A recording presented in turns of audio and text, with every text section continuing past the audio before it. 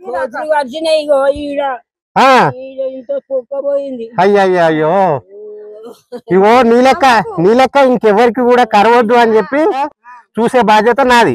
నువ్వేం చేయాలంటే కత్తెర గుర్తు కోటేయాలి. ఓటు వేస్తే నీకు ఇంకొకసారి ఓటులు నీ దగ్గర రాకుండా చేసే బాధ్యత నాది.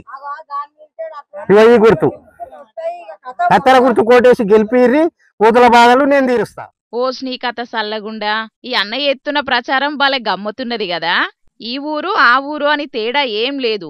ఇప్పుడు ఏ ఊళ్ళో చూసినా కోతులు కుక్కలు బొమ్మానంగా ఉంటున్నాయి. కొన్ని ఊళ్ళలోనైతే మనుషుల కంటే ఎక్కువ కోతులే ఉంటున్నాయి. యుద్ధానికి బయలెళ్లిన దండు గదిలినట్టే గదిలి జనాలకు బుగులు పుట్టిస్తున్నాయి.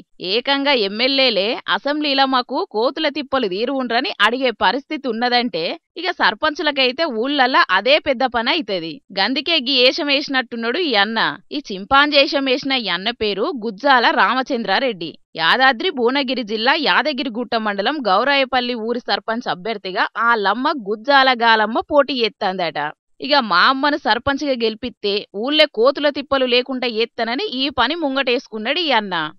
డబ్బుకు కానీ మద్యానికి కానీ ప్రలోభ పడకుండా మీ ఓటును అమ్ముకోవద్దు, ప్రశ్నించే హక్కును కోల్పోవద్దు అని చెప్పేసి ప్రజలను ఎడ్యుకేట్ చేసి ఒక మంచి రాజకీయాలు తీసుకొచ్చి అందరికీ రాజ్యాంగ ఫలాలు అందాలనే ఉద్దేశంతోనే నేను ఈరోజు మా అమ్మగారిని సర్పంచ్గా స్వతంత్ర అభ్యర్థిగా నిలబెట్టాను.